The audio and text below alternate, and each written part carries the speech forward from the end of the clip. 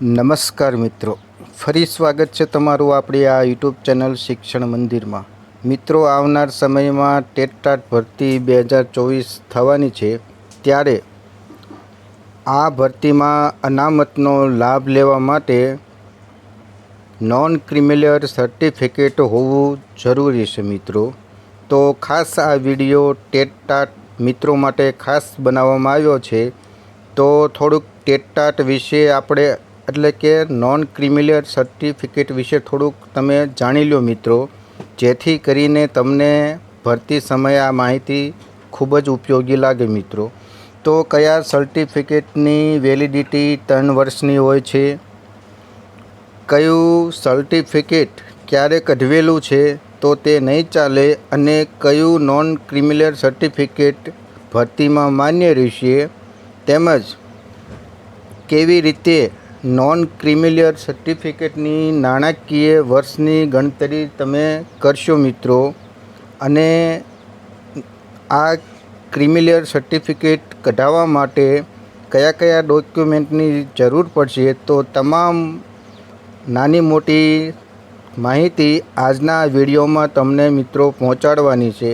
તો દરેક ટેટ મિત્રો જોવાનું ચૂકશો નહીં, ખાસ આ તમારા માટે જ માહિતી બનાવી છે મિત્રો। તો હવે જોઈએ આગળ કે નોન ક્રિમિનલ સર્ટિફિકેટ એટલે શું મિત્રો। તો જોઈએ મિત્રો કે નોન ક્રિમિનલ સર્ટિફિકેટ એટલે શું, કે જે ઉમેદવારોની વાર્ષિક આવક નિયમ પ્રમાણેથી વધારે નથી।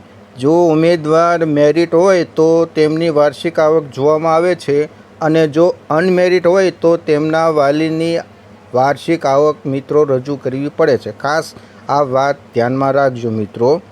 તો જે ઉમેદવારોની વાર્ષિક આવક નિયમ પ્રમાણેથી વધારે નથી, સામાન્ય પરિવાર સાથે તે ઉમેદવાર જોડાયેલો છે, તે અંગેનું પ્રમાણપત્ર એટલે નોન ક્રિમિનલ સર્ટિફિકેટ, તે શ્રીમંત પરિવારમાંથી આવતો નથી તે અંગેનું પ્રમાણપત્ર મિત્રો, જેને આપણે નોન ક્રિમિનલ સર્ટિફિકેટ કહીએ છીએ, જે ગુજરાત સરકારની કાયમી ભરતીમાં અનામતનો લાભ લેવા માટે આ પ્રમાણપત્રની જરૂર પડે છે મિત્રો। તો આગળ આપણે જોઈએ તો મિત્રો, નોન ક્રિમિનલ સર્ટિફિકેટ એ નાણાકીય વર્ષ પ્રમાણે ગણતરી કરવામાં આવે છે, અને આ સર્ટિફિકેટની વેલિડિટી જોઈએ મિત્રો તો નાણાકીય વર્ષ પ્રમાણે 3 વર્ષની હોય છે મિત્રો।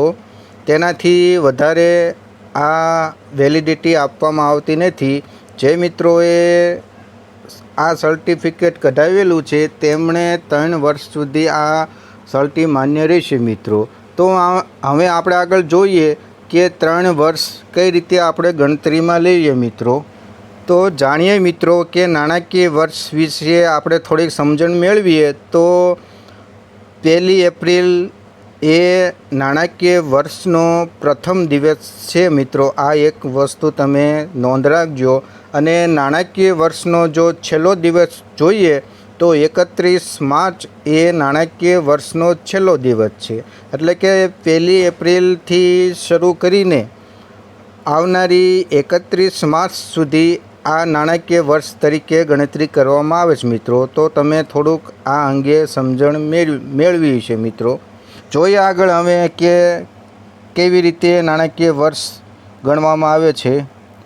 તો મિત્રો, આપણે નાણાકીય 3 વર્ષ માટે આપણે થોડુંક ઉદાહરણ તરીકે સમજીએ કે માની લો કે નોન ક્રિમિનલ સર્ટિ 22/5/2022ના રોજ આ કઢવેલ છે। તો હવે આ કેટલા વર્ષ સુધી એટલે કે કઈ તારીખ સુધી તેનું નાણાકીય વર્ષ 3 વર્ષ માન્ય રહે, તો જુઓ પહેલાં 22/5/2022 જો કઢવેલું હોય તો પ્રથમ વર્ષ ક્યારે પૂરું થાય મિત્રો, તો 31 માર્ચ 2023 આનું પ્રથમ વર્ષ પૂરું થાય મિત્રો।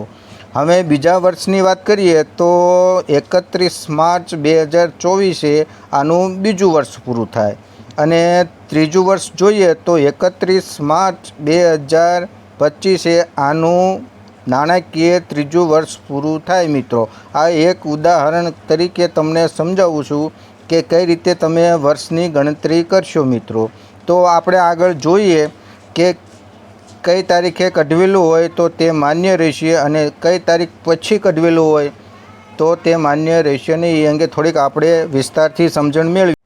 તો મિત્રો એક વાત ખાસ ધ્યાનમાં રાખવી કે 31/3/2022 પહેલાંનું નોન ક્રિમિલિયર સર્ટિફિકેટ જો મિત્રો તમારી પાસે હોય તો તે હાલની ભરતીમાં માન્ય રહેશે નહીં. કારણ કે 31/3/2024ના રોજ તેના નાણાકીય 3 વર્ષ મિત્રો પૂરા થઈ જાય છે. એટલે દરેક મિત્રોએ પોતાનું નોન ક્રિમિલિયર સર્ટિફિકેટ એકવાર જરૂરથી ચેક કરી લેવું. જો તે 31/3/2022 પહેલાંનું હોય તો હાલની આ ટેટ ભરતીમાં તે માન્ય રહેશે નહીં મિત્રો. આ વાત દરેક મિત્રોએ ખાસ નોંધ લેવી. હવે આપણે આગળ જોઈએ મિત્રો. તો મિત્રો જો હવે કયું સર્ટિફિકેટ માન્ય રહેશે તો 1 એપ્રિલ 2022 પછી, ખાસ સાંભળજો, 1 એપ્રિલ 2022 પછી જે નોન સર્ટી કઢાવેલ હોય મિત્રો તે 31 માર્ચ 2025 સુધી માન્ય રહેશે મિત્રો. ફરીથી 31/3/2025 સુધી માન્ય રહેશે. જે 1 એપ્રિલ 2022 પછી કઢાવેલું હોય તો મિત્રો તો તમારું હાલની આ ટેટ ભરતીમાં તમારું સર્ટી માન્ય રહેશે. એટલે દરેક મિત્રોએ ખાસ આ બાબતે સમજવું પડશે મિત્રો. બસ મિત્રો, આજના આ વિડીયોમાં જે આવનારી ટેટ ભરતીને લઈને ઘણા મિત્રોના મનમાં સંકોચ હશે કે નોન ક્રિમિલિયર સર્ટિફિકેટ કઈ તારીખ સુધી માન્ય રહેશે, કયું માન્ય રહેશે અને કયું માન્ય નહીં રહે, તે અંગે તમને આ માહિતી મિત્રો પહોંચાડી છે. અને હવે જે મિત્રો પાસે નોન ક્રિમિલિયર સર્ટિફિકેટ છે જ નહીં તો તેમણે મિત્રો સૌપ્રથમ તમારે પંચાયત હોય, નગરપાલિકા હોય ત્યાંથી તમારે આવકનો દાખલો કઢાવવો પડશે. અને તમારે તાલુકા લેવલે તમારે ફોર્મ ભરવું પડશે. એડવોકેટની તમારે સોગંદનામું પણ કરવું પડશે. અને તમે તાલુકામાં એટીવીટીએ જાઓ ત્યારે તમને આ નોન ક્રિમિલિયર સર્ટિફિકેટ મિત્રો કાઢી આપશે. તો દરેક મિત્રોએ આ બાબતે ખાસ ધ્યાન રાખવાનું. જેમાં તમારે તમારી એલસી, તમારે જન્મ તારીખનો દાખલો, આવકનો દાખલો, જાતિ અંગેનો દાખલો, આ તમામ ડોક્યુમેન્ટની જરૂર પડશે મિત્રો.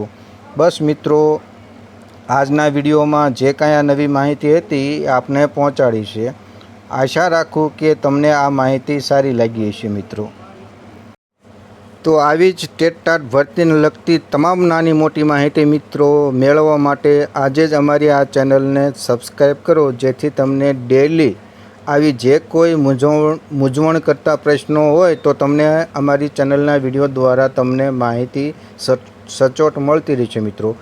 આશા રાખું કે આ માહિતી તમને સારી લાગી હશે. મળીએ નવી માહિતી સાથે નવા વિડીયોમાં. જય હિન્દ, જય ભારત.